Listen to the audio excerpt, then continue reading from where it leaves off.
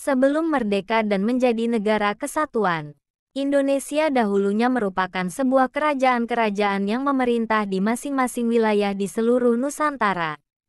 Masing-masing dari setiap kerajaan tersebut memiliki istana atau keraton sebagai tempat tinggal raja, juga sebagai pusat pemerintahannya. Istana atau keraton yang dibangun berabad-abad lalu kini hanya tinggal berupa puing-puing bangunannya saja. Bahkan ada pula yang tidak menyisakan apapun selain catatan sejarah.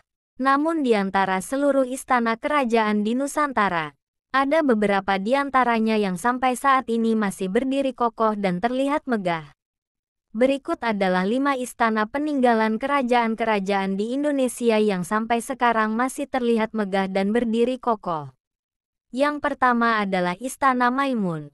Istana Maimun merupakan peninggalan kerajaan Delhi, yang dibangun oleh Sultan Mamun al-Rashid Perkasa Alamsyah. Pembangunan istana ini dimulai dari tanggal 26 Agustus 1888 dan selesai pada tanggal 18 Mei 1891. Istana Maimun merupakan salah satu ikon kota Medan, Sumatera Utara, yang memiliki luas 2.772 meter persegi dan terdapat 30 ruangan. Istana ini terletak di Jalan Brigadir Jenderal Katamso Aur Medan Maimun. Yang kedua adalah Keraton Sumenep. Keraton Sumenep merupakan tempat kediaman para adipati atau raja-raja yang memerintah pada zaman dulu. Keraton Sumenep ini berjumlah cukup banyak.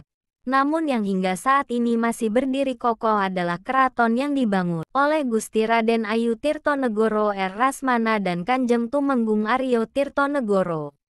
Sedangkan untuk bangunan keraton-keraton milik adipati atau raja yang lainnya, seperti Keraton Pangeran Sidingpuri di Parsanga, Keraton Tumenggung Kanduruan, Keraton Pangeran Lor dan Pangeran Wetan di Karangduak, hanya tinggal sisa puing bangunannya saja, yakni hanya berupa pintu gerbang dan umpak pondasi bangunan keraton.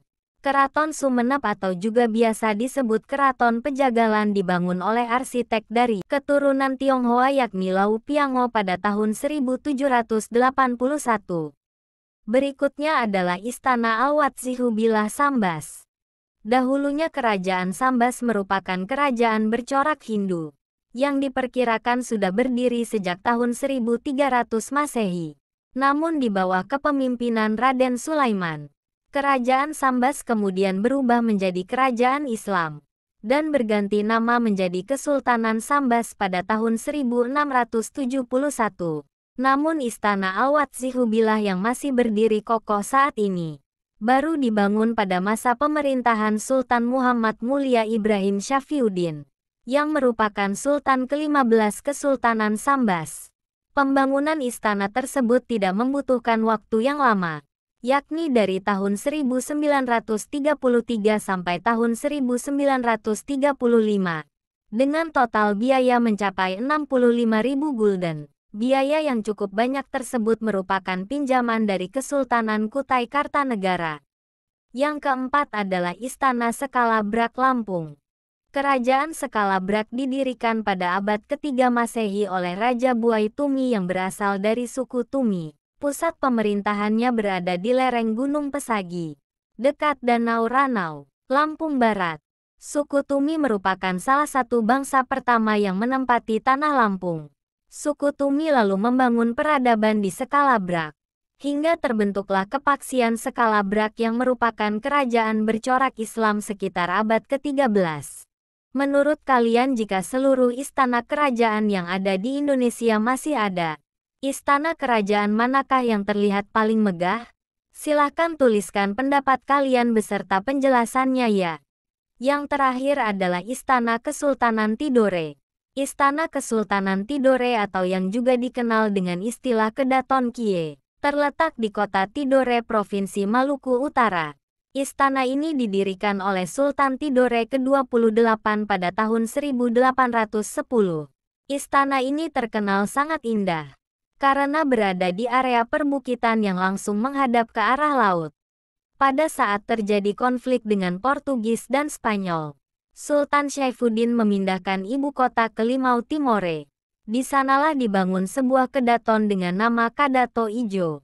Kemudian kedaton tersebut diperluas dan dibangun secara permanen pada tahun 1811 pada masa Sultan Mutahidin Muhammad, dan dilanjutkan sampai tahun 1856 pada masa pemerintahan Sultan Ahmad Syaifuddin. Namun karena adanya konflik internal serta campur tangan dari politik Belanda, Istana Kesultanan Tidore kemudian dihancurkan pada tahun 1912 pada masa pemerintahan Sultan Shah Juan, hingga kemudian atas dorongan dari Sultan Jafar Shah, Istana Kesultanan Tidore dibangun kembali pada tahun 2000 dan selesai pada Maret 2010. Istana-istana kerajaan di atas sampai saat ini masih berdiri kokoh dan terlihat megah, meski dibangun sejak ratusan tahun yang lalu, dan kini menjadi destinasi wisata sejarah yang banyak dikunjungi oleh wisatawan lokal maupun mancanegara.